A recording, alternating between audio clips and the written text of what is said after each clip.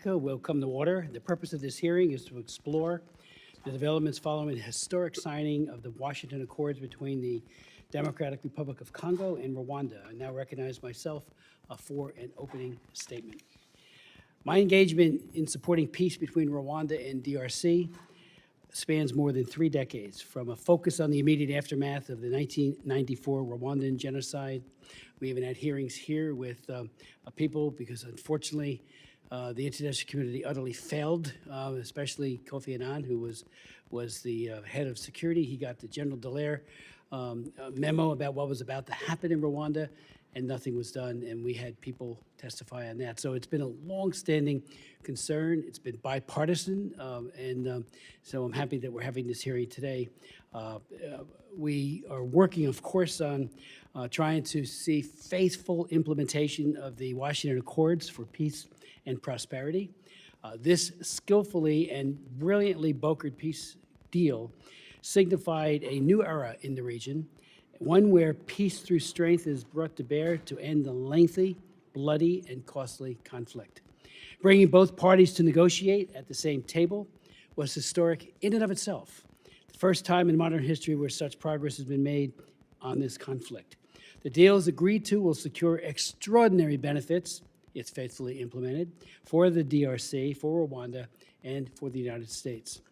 Ensuring that all sides follow through on the commitments made at the signing in December is not only in the U.S. national interest, but most importantly, really, for the millions of people who suffer in the war, for future generations of Congolese and Rwandan children, and for the memory of the 6 million dead from this decades-long conflict, a human toll that is both staggering and intolerable.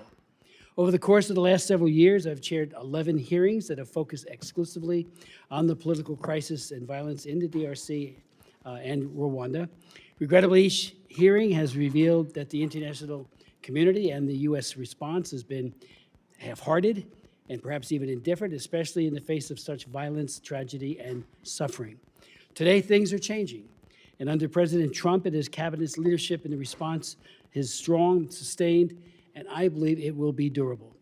I believe that the signing of the Washington Accords in such a public way, just down a few blocks, and I was there for that, along with Chairman Mast and others, it brings gravity to the commitments of the leaders of the DRC and Rwanda. And this hearing today is a message about the seriousness, this committee, this full committee, of course, there's great care there, and of course, and the full Congress, House and Senate, to those commitments. We're committed. We want faithful implementation. It's an appeal to both sides. Please, faithfully implement this deal. In December of last year, I said I look forward to working on and watching the peace process unfold and ensure that the leaders of the DRC and Rwanda are honoring the terms of the agreement. That is why we've called this hearing today, because there continue to be spoilers to the peace process, belligerents who act to undermine and embarrass the United States, and I would say, even more importantly, themselves. You know, if you sign, you say, this is I put my honor and my full faith towards this agreement, you gotta follow through. The benefits of the Washington Accords, as I said before, are just extraordinary, and everyone wins when this is implemented faithfully.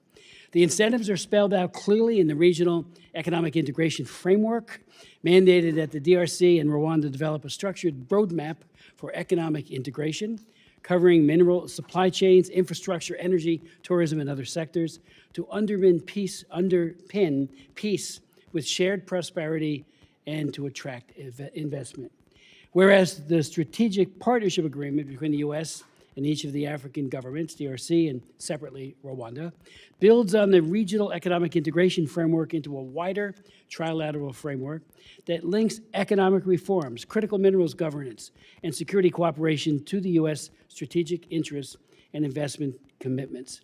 This includes addressing child and forced labor issues in the mining industry through the full supply chain transparency, quote unquote, due to the diligence, traceability, and adherence to internationally recognized standards to ensure responsible mining and sourcing, close quote.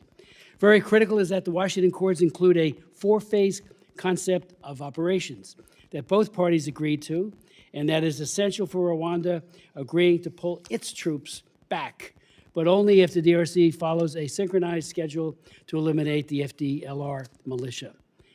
At a hearing of this subcommittee on May 5th of 1998, I noted that, quote, the RPF-led Rwandan government has used the guilt of the international community as a shield to prevent criticism of its actions in the DRC, and that the sheltering of the Hutu participants in the genocide has led to continuing problems in that country. Decades later, the root causes of the conflict continued to boil over. The presence of the FDLR and its genocidal ideology rightfully continues to be the government of Rwanda's primary national security concern in eastern Congo. But today, we have good reason to believe that known areas of the FDLR combatants are under M23 and Rwandan control. And I would expect to hear the developments that describe the measures being taken by M23 in Rwanda to demobilize these actors. It is insufficient to say that M23 is an independent group or not party to the Washington Accords when there is a clear pattern of coordination by Kigali and the group. The Congolese army, too, has issues with the FDLR, including there's no clear-cut policy that relocates and disarms individuals who should be viewed as a threat to the Congolese commitments. In 2008, I visited Goma. Then the peacekeepers, unfortunately, were engaging in despicable behavior of raping little children. Ambassador Swing was in charge of that deployment. I held 4 hearings on it. We thought we got an agreement, a blue helmet policy that said zero tolerance. It was very, very slow in the implementation. And when the peacekeepers don't protect, who's left? And I was very, very upset with that, as were so many others on both sides of the aisle.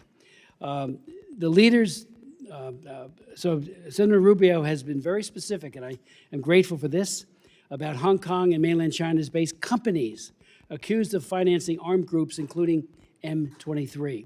These sanctions that have been imposed by the Trump administration include Congo Dongyang Mining Corporation, which is a facilitator accused of sourcing minerals from conflict zones and moving them through Rwandan supply chains to Chinese refineries.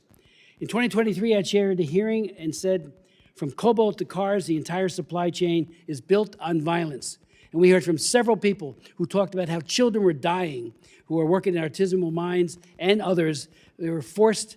Chinese government I have a bill in that would try to stop it. It has not passed. Part of it passed on the, over on the, Ways and Means Committee, but it still has not proceeded. Hopefully what's happening now eclipses any need for anything like that, because this agreement is so comprehensive. We must break our dependence on minerals that finance the Chinese Communist Party, as I said back in 2023, and that fuels the stability proffered by the CCP. The Washington Accords are more than minerals. It's a culminating event designed to end the suffering in the war. And I asked in December of 2012, can the inter-ethnic problems in the DRC and its neighbors finally be resolved so that a lasting peace can be achieved? Let me just point out, too, during the worst days, and it's back again, of the Darfur genocide, many people said, why isn't there any attention being brought to the killing fields in DR Congo? We had Matt Affleck come in and testify, and so many others. Tony Hall, whose staff is here, he'll be testifying at our follow-up hearing to today. So many people spoke out and said, what about the DR Congo? And what about Rwanda? So the Accords, I think, answers that question very robustly. And again, Sarah, thank you for being here, and I'll introduce you formally in a moment. I'd like to yield to Sarah Jacobs, our distinguished ranking member. Thank you, Mr. Chairman, for holding this very timely hearing. And Deputy Assistant Secretary Troutman, thank you for testifying before our committee today. The Democratic Republic of the Congo is facing an unprecedented humanitarian crisis, with 7.3 million internally displaced persons and over 7,000 killed in 2025 alone. More than 26 million people are experiencing life-threatening levels of acute food insecurity. It is one of the most complex and long-standing humanitarian crises in the world. While the latest escalation between DRC and Rwanda started in 2022, the conflict in eastern DRC has been ongoing for at least 3 decades. Civilians have suffered the most under this conflict, either being caught in the crossfire or being targeted by armed groups. conflict-related sexual violence have reached epidemic levels in eastern DRC. Cases have only escalated this year while impunity for its perpetrators, including the M23 and other armed groups and military forces, prevails. So I do appreciate President Trump's high-level attention to this conflict that is too often ignored and put on the back burner. But this conflict and the people of DRC, they deserve sustained high-level attention and care, and not a fleeting concern that gets easily forgotten. And I would argue that the president's promises and statements that he has already ended the war between DRC and Rwanda ring hollow, when we are in fact not seeing peace or stability on the ground at all. I'm also concerned that the lack of consultation and inclusion of civil society and local communities is setting up the peace process to fail before it even gets off the ground. Only 5 days after the signing of the Washington Accords between President Tshisekedi and President Kagame, hosted by President Trump, the M23, co-located with the Rwandans along the front lines, took over the strategic city of Uvira in South Kivu. And while M23 has reportedly retreated partially from Uvira, we still have not seen the full retreat to 75 kilometers outside of Uvira back to Kamanyola, as the United States called for in December. And we are now receiving reports of reprisal attacks against the Banyamulenge, a Congolese Tutsi community, and other civilians accused of supporting the M23 by the Wazalendo and other armed bandits. This is on top of nearly a year of M23's occupation of Goma and Bukavu, two other extremely important cities in the Kivus, where civilians have faced atrocities, executions, and other abuses. Both parties have made commitments that they have failed to maintain. Rwanda clearly continues to support the M23 and deploy its own forces, the latest numbers ranging from 5,000 to 7,000 troops in eastern Congo, not including the latest Uvira offensive, in violation of the DRC's sovereignty. The DRC military, for its part, has reportedly continued a collaboration with the Democratic Forces for the Liberation of Rwanda, FDLR, a militia founded by the leaders of the 1994 Rwanda genocide in contravention of the Accords. And despite Secretary Rubio's and Ambassador Waltz's promises a month ago that they would use the tools at our disposal to hold Rwanda accountable and, quote, ensure promises made by Rwanda to the president are kept, the administration has still not announced any new sanctions or accountability measures against Rwanda or the M23. To me, it's very clear. Rwanda needs to stop supporting the M23 and stop its own occupation of the DRC so the Congolese people can finally be on the path to peace. Not more war. So I urge the Trump administration to make good on its promises to hold Rwanda and other spoilers to peace accountable. And I look forward to hearing from Ms. Troutman on how the department plans to take these actions. I also urge the administration to actually include civil society in the peace process so that it has real buy-in with local populations on the various commercial deals in progress with the government of DRC to ensure any investments actually benefit the Congolese people, not just foreign companies and elites. And once again, I urge President Trump to finally name senior positions to lead Africa policy. A year into his term, the president has neglected to nominate an assistant secretary for the Bureau of African Affairs at the State Department. We are now on our third senior bureau official. And he has not only failed to appoint an NSC senior director for Africa, but he has actually combined the Africa and Middle East Directorate. I understand Senior Advisor Boulos is taking the lead on this portfolio, but he is not Senate confirmed, and he is also apparently in charge of the U.S. response in Sudan, Libya, and Yemen. So I'm concerned that he's unable to dedicate the necessary time that the Congolese people deserve. I also urge the Trump administration to reverse its devastating cuts to foreign assistance in the country. Earlier this year, Secretary Rubio cut hundreds of millions of dollars in assistance to the DRC as part of President Trump's sham foreign assistance review and illegal dismantling of USAID. Since the cuts to USAID, more than 8,200 people living in the DRC with HIV have lost access to life-saving treatment. Last year, there was a 62% increase in deaths due to cholera. And while there has been a surge in conflict-related sexual violence in eastern Congo, foreign assistance cuts have reduced the services available to survivors, including post-rape kits. And just in November, the World Food Program was forced to cut the number of people it assisted in DRC in half, from 1 million to 600,000 people. These cuts didn't make sense then, and they don't make sense now while the president speaks about the need for peace and saving lives in DRC. I, for one, would like to believe that the president's peace agenda is real and will result in real peace. But it's hard to believe when he has gutted our foreign policy tools and neglected to dedicate the necessary senior staff and resources to make peace not just possible, but enduring. Meanwhile, the Congolese have not seen peace. They've only seen escalation over the past year, and they don't have time to wait. We need immediate action to hold the M23 and Rwanda accountable for their occupation in the DRC and latest offensive in Uvira. We need immediate action to get the peace process back on track. And we need the administration to invest in its own institutions and tools so this process is successful. The Congolese people have endured violence, exploitation, and promises of peace for long enough. It is cruel to call the war in DRC over while the M23 was executing people over the holidays. It is time for the United States, along with the international community, to recommit to this peace process and demonstrate seriousness about holding spoilers to peace accountable. So I look forward to hearing from Deputy Assistant Secretary Troutman on the State Department's plan to fulfill the president's goal to actually find peace in the DRC. Thank you, Chairman Smith. I yield back. Dr. Jackson? Witness introduction. You. Witness introduction. I know. You want to say a few words? Yeah. Go ahead. You sure? Okay. Let me introduce our very distinguished witness, someone we know so well on this committee, Sarah Troutman, who serves as Deputy Assistant Secretary of State in the Bureau of African Affairs and coordinating the administration's policy priorities in the Central African countries. She comes directly from serving as a senior advisor in the Bureau of African Affairs. Previously, she was director of the government relations at the One Campaign, where she advanced self-sustaining economic growth in African countries. She also served on the House of Representatives Foreign Affairs Committee, sitting right back here all the time, for 5 years under Chairman Michael McCall, most recently as the professional staff member, and did a wonderful job.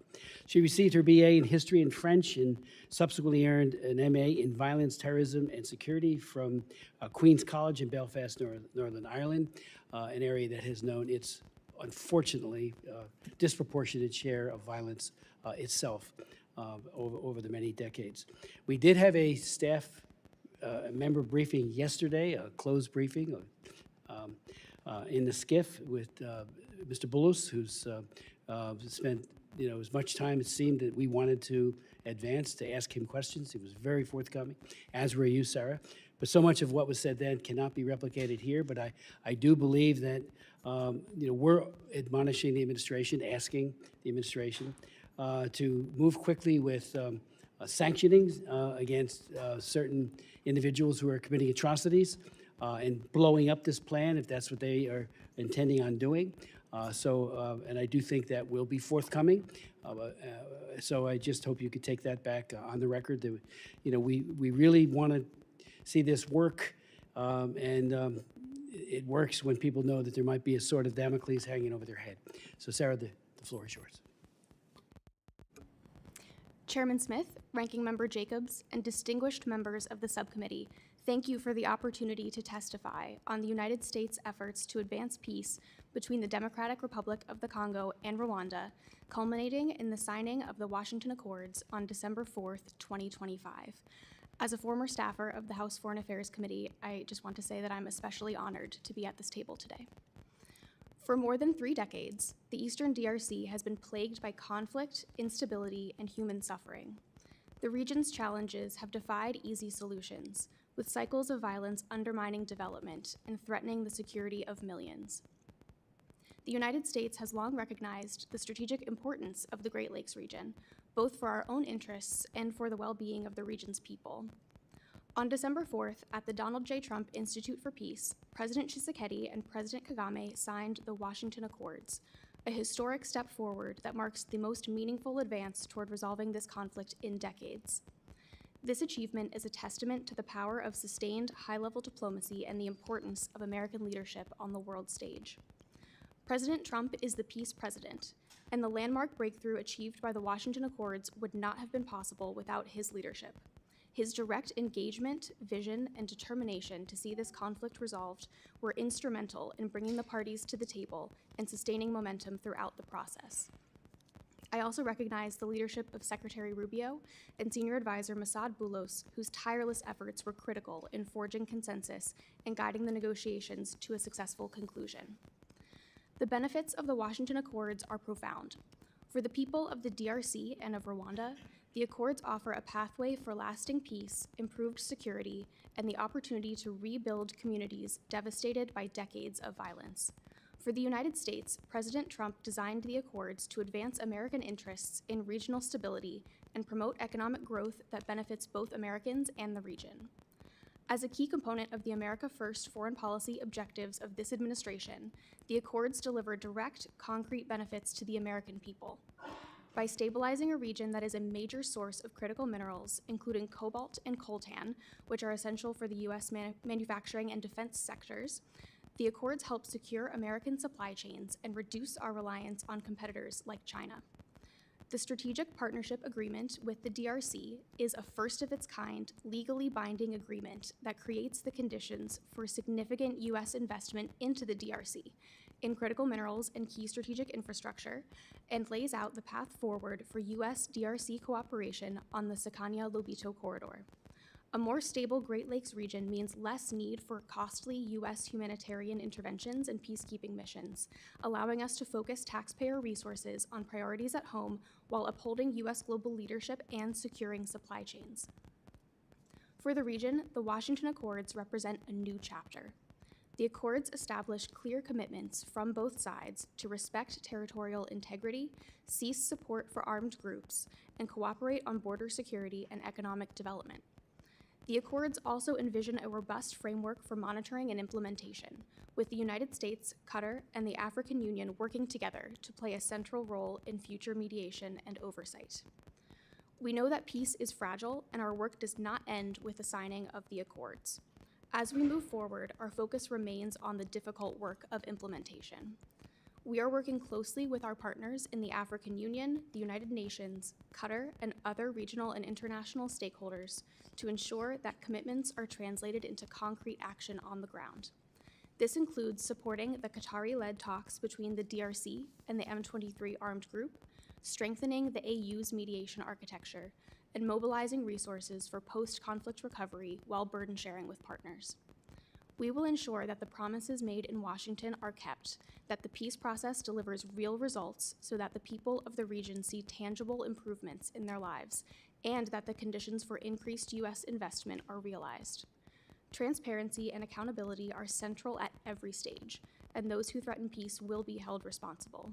As Secretary Rubio said, we will take action to ensure promises made to the President are kept.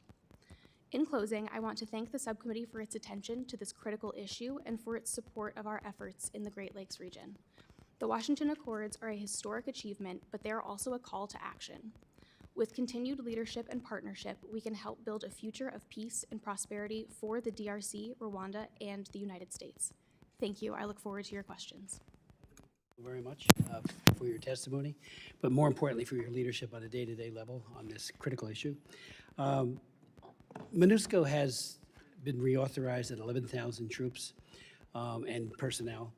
And, you know, when I have visited with those troops in the past, especially when, unfortunately, there were from significant allegations being made against them, I got the sense that how often do they leave the barracks to actually try to mitigate the hostilities? And I'm wondering if you know, you have some thoughts on how they could be more effective. Are they effective now? It seems like there's still bloodletting going on in a very, very real way. I remember visiting a Christian health facility in DR Congo, near Goma, where many women who had been horrifically gang raped as a tool of terrorism, broken lives, were actually getting their lives back through faith and a great deal of health care and the like at that facility. And I was just amazed by how they had hope again, because you know, I could see some of the women who were coming in had no hope, but because of the love that was being shown to them. There's a lot of faith-based concern, obviously, and other concern for those victims, and I'm wondering what we could be doing further to assist them. But in terms of the agreement, and I said it a moment ago, I do hope that there will be, I mean, there needs to be, you could ramp up or just say, look, we're not kidding. I think anybody can question the president's faithfulness on this. He really wants this. You all did unbelievably good hard work in devising all of these interlocking strategies. That's real commitment, and that's real hard work, and you've done it. And you know, when one or both or some of the parties don't respect that, you shouldn't blame the person who convened them and brought everybody into that multiple rooms, multiple times, to try to hatch out a deal. So but I do hope that there will be a real hard hit on those who are fomenting the end of this agreement by allowing M23, for example, to commit the atrocities that they're committed. I'm wondering too, if I could ask, just jot it down, is the AU playing a robust role in this? You know, they do have great diplomatic capabilities, and again, the UN has its presence there in a number of ways, including with peacekeepers, and I just hope that they're doing their job to protect innocent civilians. Thank you so much, Mr. Chairman, for those questions. To start with addressing MONUSCO, Yes. we do assess that MONUSCO is currently the only force deployed in Eastern DRC that has the capacity to support these agreements that we have signed. So we are looking to MONUSCO to provide logistical support to the ceasefire monitoring mechanism that we are standing up in coordination with the International Conference of the Great Lakes region with their mechanism. So we are discussing how MONUSCO can be more helpful in holding up the accords specifically and also the Doha Framework Agreement. In the most recent mandate renewal, we were pleased to see language in MONUSCO's mandate that explicitly allows them to support these agreements. And Secretary Rubio did fund MONUSCO in the most recent funding obligation. So the U.S. does remain committed to supporting MONUSCO and to allowing it to play a more effective role in Eastern DRC. With that said, we do see significant obstruction to MONUSCO's capabilities. We see M23 obstructing MONUSCO's movements and capability to protect civilians. So that's something we continue to push on. We, of course, would like to see MONUSCO be more effective, especially in the protection of civilians. So we will continue to discuss the force's role. In terms of implementing the accords, as you mentioned, we fully intend to hold accountable any spoilers to the peace process. We, of course, appreciated President Trump's personal involvement in the December 4th signing of the accords. The president is rightly proud of the progress that we have made under his leadership over the past year in bringing an end to this conflict. And with that recognized, we know that peace is complicated, and Secretary Rubio immediately after the signing said, you know, we have an agreement, and now the agreement has to be lived up to. So really putting the onus on the parties, as you said, to uphold their commitments. And he also said that, like any conflict, there are going to be ups and downs in that implementation, but he made it clear, and I also want to make clear today, that we will stay the course, and the U.S. remains absolutely committed to moving forward under the framework of the Washington Accords as the best way to resolve this conflict. We do intend to keep all options on the table to hold spoilers accountable. I also want to be clear that since December 4th, unfortunately, we have seen violence in Eastern DRC intensify. We saw M23 with support from the Rwandan Defense Forces that has been documented and stated by Ambassador Waltz, most recently at USUN. We saw this offensive take the strategically important town of Uvira, and that's extremely concerning to us. And we do consider that even though we have seen a measure of withdrawal from Uvira, I want to be clear that that movement is not enough. We have made it very clear that a more clear withdrawal further north, with Rwandan troops heading back toward Rwanda's borders, with M23 pulling back much farther to at least their previous lines and recommitting to their engagement in the Doha process. We really need to see these steps, and any measures we take to address them will be calibrated to change behavior. So we do have all options on the table, and at the highest level continue to discuss what measures we will implement to change the behavior that we're seeing. Finally, on the African Union's role, we are very appreciative of the AU, especially the AU Commission chairperson and his team. They have been very excellent in supporting both the Doha track and the Washington Accords implementation mechanisms. We do have AU representation in our Joint Oversight Committee and Joint Security Coordination Committee or mechanism meetings. The JOC and JSCM are the main accountability mechanisms through which we oversee the Washington track, and the AU is present there and very active, and we appreciate their input. The president of Togo is also designated as the AU mediator for this conflict. We appreciate the conference that he convened actually last weekend in Togo. The U.S. was able to participate, as were many others, and in that conference, a do-out that we had hoped to see, and which we believe we did see, was the operationalization of the 5 former heads of state that the AU has designated to help with certain tracks of this process. And one of those tracks is civil society engagement. So completely agree with what we're hearing, that civil society engagement is key to a lasting peace, and we're really hoping that the AU can step up and play a leading role in that respect. Thank Before you. yielding to the ranking member, we have an obligation to do things too in the House and the Senate.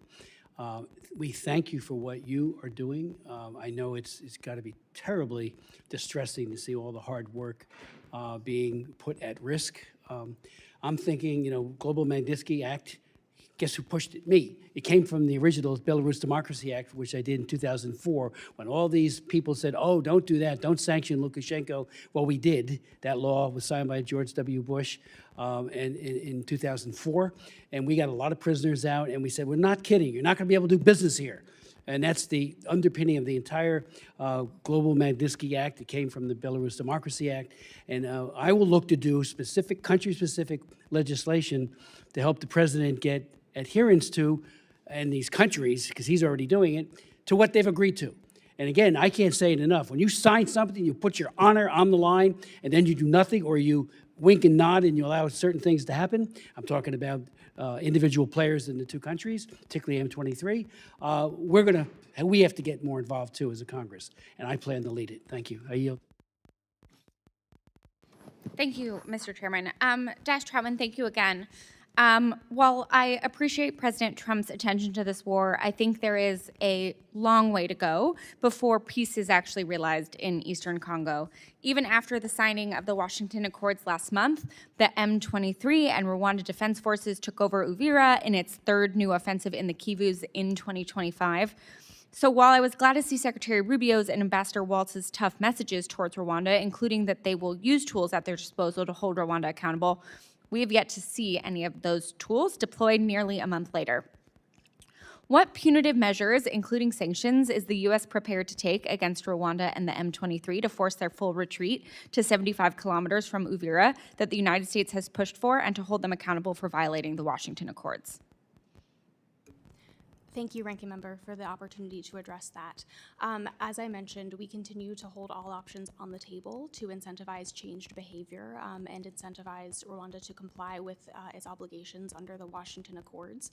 We continue to believe that the Washington Accords are viable and that once we return to a state of compliance, we can continue with our oversight of that process. Is there a timeline we can expect actual concrete consequences to be rolled out? Sure. So we continue to discuss at the highest levels which consequences might be levied. I will say that we have been very clear that this issue does affect all aspects of our bilateral relationship. We would be much farther along in implementing our bilateral economic MOU and other bilateral agreements and arrangements with Rwanda were it not for this grave miscalculation. So we will continue to put pressure through all avenues. Okay, but you can't give me an actual timeline of when we will see actual consequences? Those decisions are above my pay grade, but we do continue to discuss. All right, and as you know, the FARDC and Wazalendo forces have moved into Uvira. How is the U.S. engaging with the Congolese government to ensure a return of the civil administration to the city rather than military governance? Thank you for your attention to the situation in Uvira. We have seen FARDC forces move back into the city and gradually reassert control. First and foremost, we messaged that there is a strong need to protect civilians, and we were very concerned about the continued dangers that civilians might face. So we did make that clear to the DRC government, and we continue to discuss local governance issues with them in all parts of eastern DRC. Okay, but we don't have a timeline yet on when we'll get to a civil administration of the city? Since we're still assessing the situation in the city and where M23 has actually withdrawn to and how much control the FARDC have over the city, we're still in those discussions. All right, and then my office is receiving reports of abductions and reprisal attacks against the Banyamulenge in Uvira by the Wazalendo and other unidentified armed elements. What steps is the U.S. taking to mitigate civilian protection risks to residents of conflict-affected communities in and around Uvira? Thank you for that question. We remain very engaged with the DRC government in emphasizing the importance of protecting civilians and using channels of communication with other groups, including Wazalendo, to emphasize that reprisals cannot be seen in these communities. I think this is a good time to also bring up the humanitarian access issue. Unfortunately, we continue to see obstruction of humanitarian efforts really by all sides, and that really affects the reporting that we're able to get on the situation on the ground, and of course it affects the assistance that the communities in need are able to receive. So we continue to push all sides to allow unfettered humanitarian access to these areas. All right. I want to turn now to the importance of civil society. I appreciate that you acknowledged how important they are. I'm glad to hear that the plan is to have the AU do some consultations. But, what is your response to criticism from Congolese opposition and civil society figures, including Nobel laureate Denis Mukwege, that the U.S.-backed peace process has effectively rewarded Rwanda with pledges of U.S. investment for attacking DRC? Thank you for that. So we do continue to engage civil society, especially at our embassy level. Our embassies are quite engaged with local groups, especially in designing the regional economic integration framework. They were consulting a variety of groups in developing that key economic aspect of these agreements. And again, we do look to the African Union to play an integral role in bringing civil society voices to the forefront in implementation. We know that's critical to a sustainable peace, and we really hope that that will be one of the deliverables that the AU is able to step in on. I think that's what I would say for now. Okay. Well, I think most of the civil society that I've spoken to would disagree with the assessment that they have been engaged in this process. So I would urge you to rectify that situation, because the Congolese have, been privy to 3 decades of failed peace agreements, and I think those civil society groups on the ground know what's needed to actually be able to make this durable. With that, Mr. Chairman, I yield back. Dr. Jackson? Thank you, Mr. Chairman. Thank you for holding this hearing today, and thank you to our witness for being here. Appreciate your testimony. I've had the privilege of visiting the African continent on multiple congressional delegations since I've been in Congress my time here, including recently DRC, Rwanda, Burundi, Uganda in the area. During these visits, nearly all of my conversations have centered around security and economic growth. And thanks to the leadership of President Trump and Secretary Rubio, that's exactly what the Washington Accords, peace and prosperity, sets the foundation for this to take place in the DRC. Now that the agreement is signed, the implementation must be executed thoughtfully and with buy-in from all of our regional partners. Key to lasting peace is economic security, right? But you can't have economic security until you have some level of physical security as well, because people, outside nations are not going to come in and invest in an area where it's too hostile and too dangerous to operate. So that's just really going to be key in all of this. A plan that I've discussed with multiple heads of state in the area, including Rwanda and DRC, is that the region could create an economic framework where neighboring countries would manage separate segments of the critical mineral supply chain coming from the eastern DRC. Now, I'm not suggesting that the DRC should give resources away. They belong to the DRC. But what I am suggesting is that if this becomes a situation where it's mutually beneficial for everyone to have peace in the region, because it's financially beneficial for everyone to have peace in the region, then I think that goes a long ways toward establishing lasting peace. And I've proposed multiple times that there should be agreement between the countries, and not just Rwanda and the DRC, but the DRC and Burundi, the DRC and Uganda, some of their neighbors, that everyone benefits from the trillions, the tens of trillions of dollars of rare earths that are currently in the Eastern DRC. It's one of the wealthiest, if not the wealthiest, in the world with regards to some of these natural resources. So, if these could be mined, in the DRC and then refined or processed in the neighboring countries, everyone would have a vested interest in making sure that peace is maintained in the area. I also think that another area that's big here is that in order to get the physical security that we talked about, well, first off, let me just say that once that happens, another area that I've stressed really strongly is that the resources that come from this agreement down the road, if this were to take place, and some of this tremendous wealth were realized by the DRC and its neighboring countries, as I described, I think that it's absolutely critical that these resources have to be reinvested in the people of the DRC, the infrastructure. They have to see their lives getting better based on these minerals, being processed and sold. I also think that it's going to be really key. We talked about the atrocities, and yes, there's been atrocities on both sides. I've read the intel. M23, Wazalando. There's been some atrocities across the board. It's been going on for a long time now, right? But I also maintain that M23 is an armed militia group. I don't think they're going to put their weapons down and start farming the next day. I think that there has to be a concerted effort by the DRC to take the Congolese members of the M23 and incorporate them into the broader security platform for the country. Whether that's enabling them to be part of the military in some way, I'm not sure, but I do think that you have to have a plan for that as well. But my question for you, real quick, because I don't have much time left, I'm sorry, but is what is the Department of State doing right now how are they working to implement such a framework that I was just described with regards to the economic and the physical security? Great. Well, thank you so much, Congressman, for the opportunity to address that. The regional framework that you've described is exactly in line with what we have achieved with the Regional Economic Integration Framework signed between DRC and Rwanda. So that was a big incentive to participate in the peace process. Like you said, economic security and physical security do go together, and we won't have increased investment until we do have peace. So we are looking forward to helping the DRC and Rwanda implement the REEF, the Regional Economic Integration Framework, which seeks to strengthen cross-border collaboration on sectors like critical minerals, also energy, infrastructure, tourism, and public health. So we look forward to the implementation of that framework, especially once we make more progress toward real stability on the ground. And I do appreciate your note that we should be looking at Uganda and Burundi for inclusion in certain efforts related to that framework. I think we are certainly hoping to get to that stage, and I would love to discuss with you further what that might look like to ensure that all countries in the region do benefit from this deal that was signed between the DRC and Rwanda.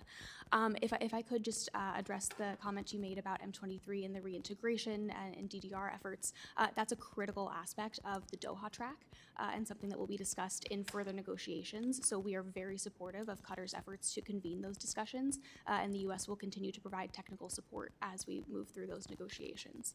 So thank you so much, and I look forward to having more conversations with you and your team about how we can support investment in the DRC and the region. Thank you. I appreciate that. And I know this, I'm making it sound a lot easier than it actually is. There's been, this has been going on for decades now, this conflict. And but I do think that at some point there have to set aside differences, and there has to be a way for M23 to reintegrate, and for everyone, including both sides of this conflict, to see that they are benefiting from what's going on with the vast mineral wealth there that I think is ultimately the solution to this problem. But once again, I thank you for your time, and with that, Mr. Chairman, I yield. Chair recognizes the gentleman from Illinois, Mr. Jackson. Thank you, Chairman Smith. For decades, the Democratic Republic of the Congo, DRC, has been trapped in a cycle of violence due to ethnic conflict between government actors, a variety of rebel groups, and foreign actors. Today, almost 15 million people in the DRC need humanitarian assistance, and almost 27 million people will face crisis or emergency levels of food insecurity in 2026. In December, Congolese President Felix Tshisekedi and Rwandan President Paul Kagame officially signed the U.S. brokered peace agreement and economic framework.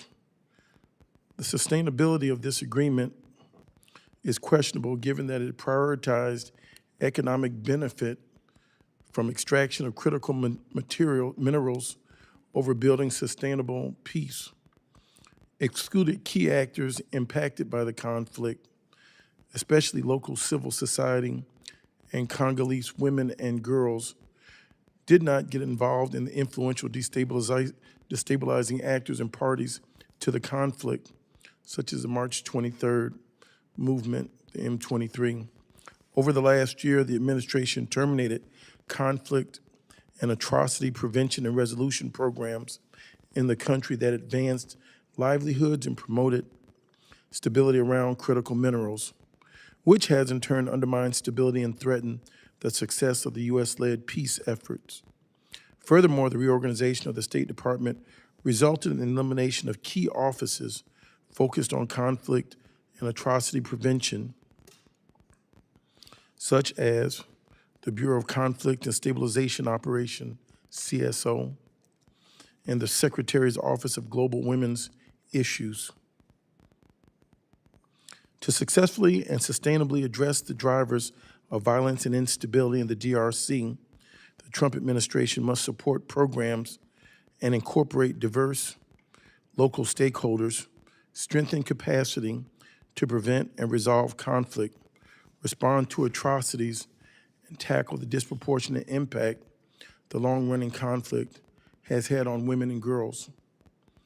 On another note, I'd like to add the Trump administration is wrong for eliminating programs that have to deal with diversity, equity, and inclusion, which is the on-ramp to help resolve issues of conflict, as well as bring about racial justice, as well as promote women to inclusive leadership positions. I would ask you, to what extent has the African Affairs Bureau implemented conflict prevention and peace-building programs in the country to complement recent diplomacy surrounding DRC? Thank you, Congressman, for that question. I would note that we do have many ongoing assistance programs, mostly with life-saving assistance being implemented in the DRC. Secretary Rubio has been clear that we will remain the largest donor of life-saving humanitarian assistance in the world, and we will use foreign assistance to support our strategic priorities. The DRC clearly is a strategic priority, and bringing stability and peace to the region is obviously a focus for President Trump. So we look forward to continuing those assistance programs. I would add that we continue to implement programs, including those which offer protection and medical services to women and girls, and other programs that focus on protecting vulnerable populations. So absolutely recognize that women and girls are under extreme threat in the eastern DRC, and we will continue those protection efforts. Is there any particular reason why the U.S.-backed peace plan was not inclusive as civil society, including women-led civil society, was not included in official talks? Thank you so much for the chance to address that. So we did include civil society in consultations, especially around the regional economic integration framework, and we look forward to those conversations ongoing as we look at how to implement the framework and encourage investment in the region. And we are looking to the African Union to really step up in this lane and bring civil society voices to the forefront as they help us with the implementation of these agreements. So we look forward to speaking with those groups, especially in coordination with the AU. And as we speak in closing, I find it rather curious that the President of the United States puts more bans on African countries, more bans on integrating Africa into the global economy, making more barriers between our great countries to participate. I thank you so much for your cooperation, participation. I yield back, Chairman. Thank you. Mr. Olszewski. Thank you to Chairman Smith, Ranking Member Jacobs for holding this hearing. Thank you to our witness for being here Just a little bit of context for Congolese civilians living in the DRC, the real test of the Washington Accords is pretty simple. It's not whether the president declares there is peace, it's does life become safer, more dignified, and more economically secure in local communities. Today, more than 70% of Congolese civilians live in extreme poverty. More than 1,100 schools and learning sites have been damaged or turned into shelters, with over 1.6 million children out of school in all of Eastern DRC. Nearly 25 million are facing high levels of acute food insecurity. And since December 1st, at least 500,000 people, including over 100,000 children, have been newly displaced within South Kivu. So I just want to echo, I guess, the questions and the concerns, because despite these staggering numbers, we continue to hear from Congolese civil society leaders that they have been sidelined in the negotiations. And so it's not a specific question, but hopefully as a follow-up, Ms. Troutman, I'd love to learn more about specifically, now you say that they're being engaged. I want to hear specifically as a follow-up how that engagement has happened and what the plans are to continue, but I appreciate your commitment to that. I have a couple of questions I do want to get to while we're here today, and really grounded in the belief that policy should be grounded in the lived realities, the priorities, and the leadership of the Congolese communities themselves. Without it, we risk repeating the same top-down approach that has failed the Congolese people for 3 decades, no matter how strong the diplomatic support looks like from here in Washington. So my first question today is actually building on the local mining question. We know that the Strategic Partnership Agreement includes few requirements for local processing, environmental standards, and revenue sharing. I'm curious how the State Department will work to ensure that the wealth generated and produced by these resources, or U.S.-backed firms, will actually help drive local economic growth. Thank you so much, Congressman, for the opportunity to address that question. We do want to be clear in our messaging that the U.S.-DRC Strategic Partnership Agreement is a big win for Americans and for the United States. It's also a big win for the DRC and the Congolese people. We worked very closely in coordination with President Tshisekedi and his government to develop this deal, and we are very excited about the implications it holds for the DRC's future. We do believe that under the deal, more U.S. companies will have access to investment opportunities in the DRC. We know that U.S. companies bring with them the highest operating standards worldwide, which will help with local skills transfer, local job creation, and develop more economic opportunities across the DRC. And we look forward to seeing those actualized as we implement the agreement.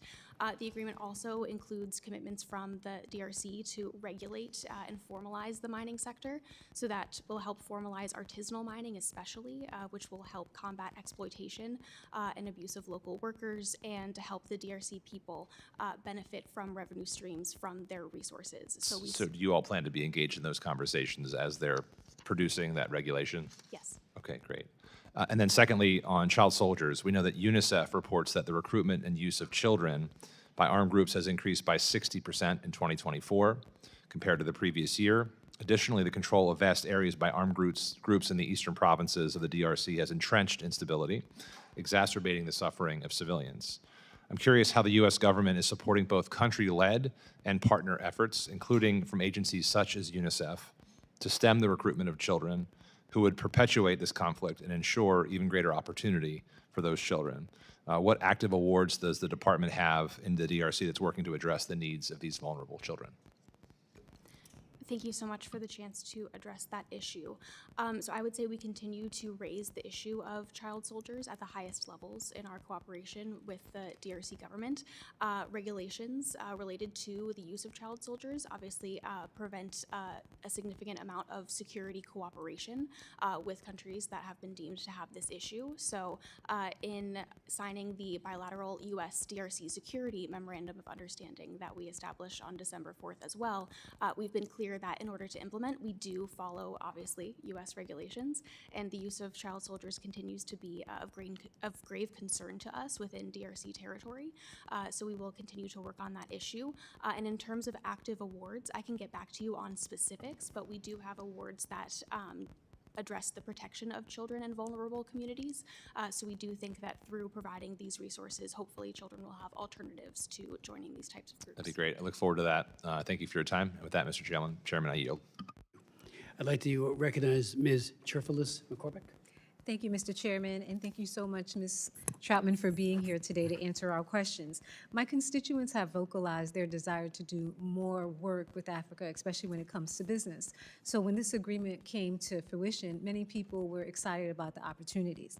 Florida is a global trade gateway, home to major ports and logistic hubs, and increasingly connected U.S. markets to Africa.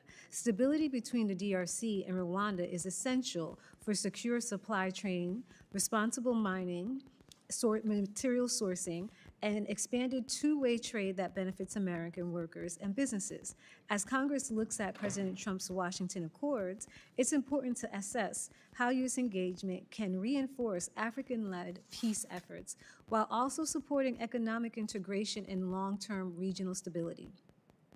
How is the United States working with Rwanda and DRC to advance cross-border trade, infrastructure, and material supply chains in ways that support peace and deliver measurable economic benefits?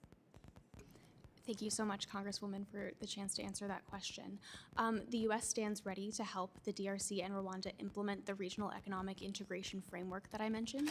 So the goal of this framework is to incentivize peace and stability by providing opportunities for the DRC and Rwanda to cooperate on cross-border projects. And we certainly are encouraging U.S. companies to invest in these projects, and we hope to highlight certain efforts that they might want to get involved in as this year progresses.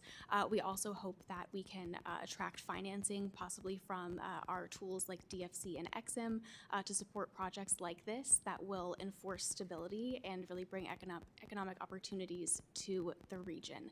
I will say that we continue to emphasize that peace and stability is necessary for the DRC and Rwanda to take full advantage of the regional economic integration framework. So we do look forward to supporting and promoting these opportunities, but we do need to see compliance with the peace agreement first. So do you have any specific incentives that you'll be using, mechanisms to support and encourage people to do business? Sure. So we are committed to highlighting opportunities in the countries of the Great Lakes region and attracting U.S. support and investment. This could include events hosted in D.C. to connect U.S. companies and advertise these opportunities also to the DFC and EXIM, our financing tools, and connect them with representatives of host governments to advertise these opportunities. So that's something we'll continue to work on as the year progresses, and I would welcome any recommendations you might have from companies that are headquartered in your district. And what do you believe is a realistic timeline for us to see this come into fruition? We certainly hope to see progress this year. We are moving forward on implementing the U.S. DRC Strategic Partnership Agreement already. We hope to have the first meeting of the Joint Steering Committee soon, which will discuss opportunities specifically in the DRC that U.S. companies might be able to invest in, and we certainly hope to host an event convening companies and governments to discuss opportunities under the Regional Economic Integration Framework. So certainly hope to see progress this year. Wonderful. And what did the African Union facilitate, the talks that were happening in Togo? What did it realistically achieve? Sure. So we're very grateful for the African Union's commitment to supporting the peace process. We were very grateful for their explicit support of the Washington Accords and also the Doha Framework Agreement. We think that their support underpinning both of these processes is absolutely crucial. The AU has operationalized 5 former heads of state to take leadership on certain aspects of the peace process. So as I mentioned, we certainly hope that this conference strengthened their mandate so that they can move out on efforts to incorporate more civil society voices, to elevate humanitarian issues, to help with an inter-Congolese national dialogue and things like that. So we certainly hope to see their mandate strengthened as we move forward this year. So my last question, because we're extremely committed to the success of this accord, it's extremely important that Rwanda and DRC are successful, but also that our businesses can attach and be productive. So what do you need from Congress to give you the scaffolding for success? Thank you very much for that support. I would say we welcome your ideas and your thoughts on which companies might be a good fit for investment under these frameworks. We certainly welcome that feedback, and especially as we do hopefully hold events in Washington, we would welcome participation. So I'll certainly keep in touch with your staff on future Now, are you only opportunities. having events in D.C.? Because if you can come into Florida, we have great weather. to have events. If we can lure you now. San Diego's very nice also, but you want to come to Florida. We would love to host events. We've been doing a lot of events, doing business with Africa, and people love it. So whatever we can do to help support and move this initiative forward, we would love to do. Thank you so much for being here. Thank you. Just a few follow-up questions, and I'll yield to my ranking member, and I think Dr. Jackson had a question or two. I've read both of the statements that have been submitted by the respective countries. They're very, very good and comprehensive. They both start out from the onset, the DRC, Democratic Republic of Congo, extends its deep thanks to the United States of America and President Donald Trump for facilitating the December 25th Peace and Prosperity Agreement. For the first time in history, they write, a U.S. president has taken a personal interest in ending Rwandan-backed aggression in the war in eastern DRC. Without objection, that full statement will be made a part of the record. And then the Rwandans, through their distinguished ambassador, write, Rwanda extends its profound gratitude to President Trump and his administration for prioritizing the Rwanda-DRC peace process, and then points out that the accords represent serious progress towards permanent stability, security, prosperity in the Great Lake regions. And they thank everyone from Secretary Rubio, starting with President Trump, Vance, Masoud Bulus, and others for making this possible. Again, beautiful statements in large part. We're asking that they just implement them, be true to your word. And let me just ask you if I could, the church groups, and I meet with the church groups all the time, both countries. Senko, I've met with them for decades. They, there's a great deal of faith in each of these countries, people who really do believe in God, and they do believe in the power of forgiveness and mercy and reconciliation, maybe most of all, reconciliation, because that's needed more than anything else. I wonder how well we are working with them to try to get them, the church groups, to do more. I remember meeting many times with Rick Warren from the Saddleback Church, who had a very strong personal relationship with Kagame. And Jim Inhofe, the senator, he used to tell me how he would pray with President Kagame. We sometimes disagreed, but I would say, peace, just tell him there's more that could be done. And the onus does lie with him and the other president, Takashedi, to do more. And I'm wondering, if others, Senator Rounds, I know, has a good, robust relationship with Paul Kagame. I think the more people who are raising the issue that they listen to, maybe they listen to our subcommittee, maybe not. Maybe they listen to me or my good friend, Ms. Jacobs, but we're not going to go away, and they won't go away. They may have a particular influence on saying, let's end the hostilities and end the atrocities, and it can happen. I can't thank you enough for your leadership, and again, the president, as is noted in this one statement from DR Congo, first president. I remember arguing with the Clinton administration repeatedly about how they missed it on the atrocities being committed with the genocide. And then even after it was all over, so-called, there were people following people into the bush to kill them. We had very, very good witnesses come in and tell us how Refugees International, for example, it's not over. They're hunting people down still. Why is Washington turning the page? So I don't think the page at all will be turned here and until there is peace. And then we need to sustain that peace and that prosperity as best we can. So, and I'm wondering, we know that both sides agree that the FDLR is a problem. Who benefits from the status quo? Maybe you could speak to that. And again, I can't ask enough that the faith community, I remember having meetings in South Sudan repeatedly with the president there about how it was excluding the church, and they had all these ideas on how they could promote peace and reconciliation, and they had an arm's length approach with Salva Kiir, or he had it with them. I said, please, Mr. President, you have an asset here in the church community that is second to none. They love people, even those who persecute them.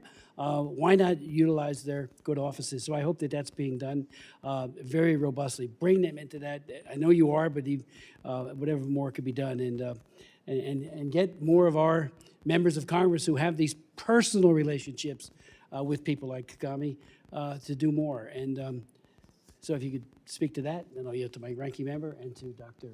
Jackson. Thank you, Mr. Chairman. I think you're absolutely right. We greatly appreciate your efforts and the efforts of everyone who has contacts with both DRC and Rwandan representatives to please echo the call for implementation of the Washington Accords. That's the most important thing we can do, is to continue to draw attention to the promises that were made to President Trump and enforce the importance of implementation.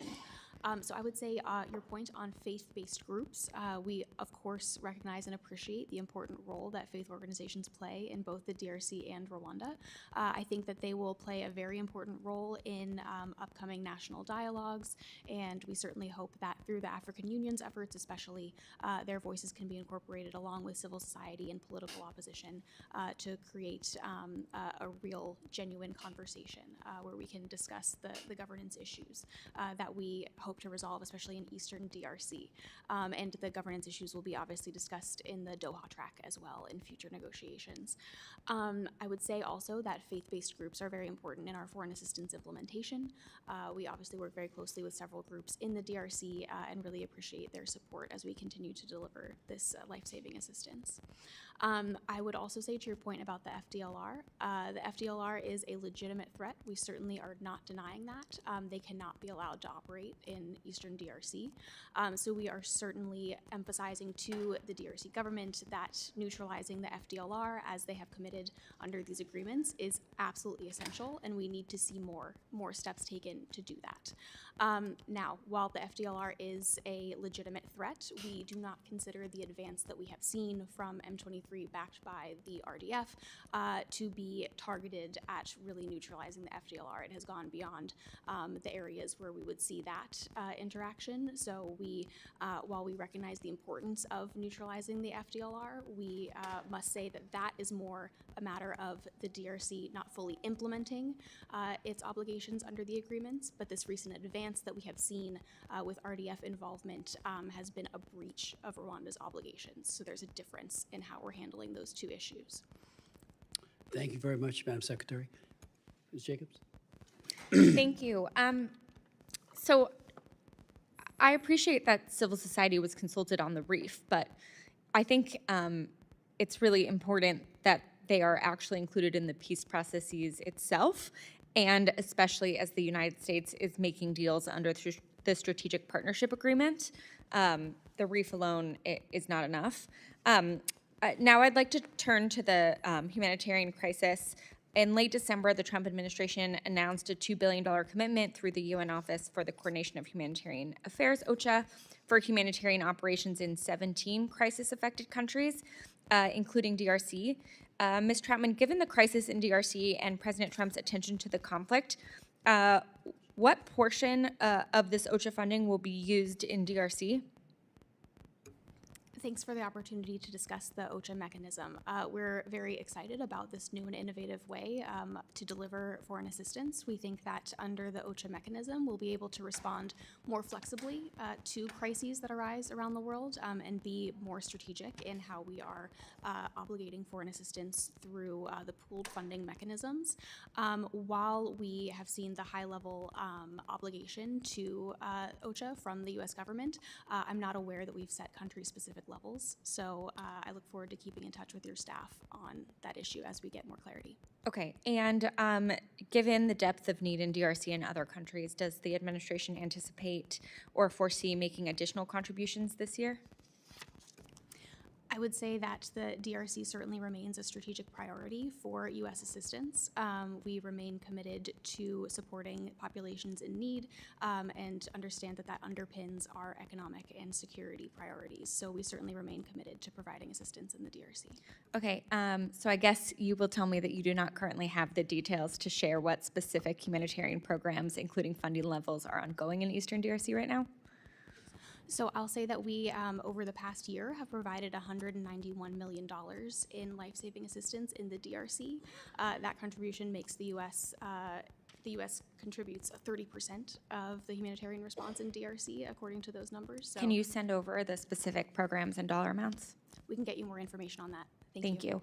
And then I also want to turn to peacekeeping. I know Chairman Smith asked a few questions, but as you know, the Trump administration cut FY25 funding for UN peacekeeping operations by nearly 50% in 2 rescissions packages. Because of these funding shortfalls, the UN has been forced to reduce troop levels for all UN missions, including MONUSCO, by 25%. The FY26 funding bill recently passed by the House would restore funding for UN peacekeeping operations. Given the importance of MONUSCO to stability in Eastern DRC, is the administration committed to providing full funding for the mission? Thank you so much for the chance to address MONUSCO funding. As I mentioned, the Secretary did provide funding for MONUSCO this year, and we look forward to continuing. Full funding?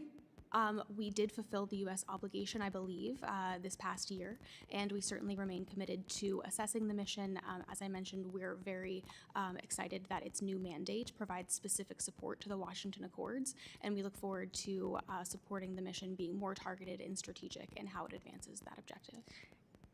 And are you committed to making sure that MONUSCO is not forced to continue operating with significantly reduced capacity? We certainly remain committed to ensuring that MONUSCO can fulfill its mandate properly. We are very concerned, obviously, about the constraints that it faces in terms of access. Even if it was at full levels, the obstruction that we see is really unacceptable. So while we are supportive of its mandate, we recognize that it has not been able to fulfill it. So we are determining how we can best strategically support MONUSCO in fulfilling its mandate in whatever way we see best. Okay. Thank you, Mr. Chairman. Thank you. Yeah, I was just going to make one more comment too. I think is important to just highlight is, I think the big winner in all of this, the entity that comes out on top is China. And I think this happens all over the world, as a matter of fact, and it happens a lot in Africa. That China thrives in this environment where there's a lack of physical security and there's a lot of corruption. And I think that describes Eastern DRC, for the last few decades at least. But I think China's taken advantage of it, and I think they've taken advantage of the people in the DRC. And I just wanted to know, are we actively engaging with President Sheikh Hashedi and with the other government officials in Kinshasa about the problems with the Chinese? I would refer to it, I wrote it down here as strategic corruption, because they will promote this instability because it keeps their competitors, Western investment out of these areas. And so until we get past some of that, we need to do that. And I've talked to some American companies that were in the DRC that were subject to this, where they had regulatory burdens put on them. They had overwhelming, unreasonable taxation on their businesses. And some of it was being driven by relationships with the Chinese, with the government in Kinshasa, to promote some of that, to kind of eliminate them as competition. So I think many of my colleagues here have asked, how do we get some of these Western countries, the United States and some of our other allies, to come in and invest in the DRC and invest in become good business partners with the DRC. I think that until we address some of this stuff, it's also exceedingly difficult to do that. So have we had conversations about that? Absolutely. Thank you, Congressman, for the chance to elaborate a bit more on the strategic partnership agreement that the U.S. made with the DRC, because it addresses all of these issues. So we know that Chinese companies have a vast majority of ownership over critical mineral assets in the DRC, especially copper and cobalt assets, and those are critical for U.S. supply chain security, especially important for our efforts to be dominant in emerging technology and to supply the defense industrial base. So part of the strategic agreement, the strategic partnership agreement with the DRC is aimed at making sure that U.S. companies have preferential access to strategic assets in the DRC, which we will work with the DRC to designate. So the purpose of that is to get U.S. companies in the door, prevent Chinese companies from taking over more of these assets, and to make sure that the offtake is coming to the United States to reduce our reliance on the refined minerals coming from China. So certainly this agreement is aimed at reasserting U.S. dominance in the critical minerals sector, there. Also making sure that the DRC is able to profit from its resources, because as you said, Chinese companies often have the lowest standards. They're exploiting the system, they're exploiting corruption, and we certainly don't want to see that. It's bad for U.S. companies trying to invest. It's bad for the people of the DRC. So we are looking forward to implementing this agreement to really cement the opportunities for U.S. companies in the DRC and in these critical mineral supply chains, and also to make sure that China's influence is reduced. And on the issue of corruption, part of the strategic partnership agreement also addresses regulatory issues, making sure that the DRC's mining sector is cleaned up so that U.S. companies can be more confident when they're investing, and that the regulations are easier to navigate. So all of this is aimed at the exact issue that you raised, and that we are very concerned with how embedded Chinese companies are in the DRC. Well, thank you. And when I travel to anywhere in Africa, I make the point, anywhere in the world for that matter, because China, with their Belt and Roads program, is all over the place. But I make a point to everybody that the U.S. is a much better partner than the Chinese. We're there to, if we make agreements, regarding the natural resources, we're paying for them, and we're paying appropriately for them. We're not robbing these countries of some of their natural resources, which I think is what the Chinese do. But I do think that, like I said before, I think once we get in a situation where we start getting some investment in there, it has to stay in the Eastern DRC. The money does. The vast majority of it has to, people that live and work there, or that would like to work there but live there, have to see the infrastructure building up around this, and they have to see their lives getting better, or quite honestly, it's just not gonna survive long term. So with that, I yield back. Thank you. Thank you very much, Doctor. Just on that point briefly, then we'll conclude the hearing. I've had 5 hearings on the issue of cobalt coming out of DR Congo. We've had numerous people, and Ed Royce, my friend and colleague, was very active in trying to promote the idea of, hey, child labor, 35,000 approximately children are being forced into these mines and dying, in some cases getting very sick, and about 200,000 adults who are under very coercive restraints by the Chinese Communist Party, who run these. And then where does the cobalt go? It goes to Xinjiang. I chair the China Commission. We've had hearings there too. Xinjiang, where the Uyghurs are being so horribly repressed and oppressed, and then it comes here. Now, if we're going to have cars that use cobalt, fine, but don't do it on the backs of children and forced labor. And so our bill, which again I hope is moot because of this agreement, would provide a rebuttable presumption that anything coming out of DRC that goes to China has been tainted with slave labor and child labor, and therefore is inadmissible to the United States. We got a major portion of it, like I said before, passed in the Ways and Means Committee. But if all this fails, we're right back to doing that. And we also have a strategy embedded in the bill, because we want the people in DR Congo to enjoy the fruits of all of that richness that they have, and let them be blessed with it, not the Chinese Communist Party that's using it to build out their military capabilities and to oppress maybe Taiwan next, certainly Hong Kong and their own people. So, this is so important that this prevail. And again, we want the people of DR Congo to benefit. Whether it be with a friendly African country or some other true democracy, that's where you do the processing with safeguards that protect not just those who mine it, but those who process it later. You don't have that with China. It just doesn't exist under a dictatorship. So thank you. And I want to thank my friend and colleague for raising those kinds of important issues. I want to thank you, Secretary Troutman, for your valuable testimony, for your very clear and well-informed answers. And to the members of our committee, including our distinguished ranking member, Ms. Jacobs, for asking her good questions as well. The members of the subcommittee may have some additional questions for the witness, and we will ask you to respond to these in writing if you would.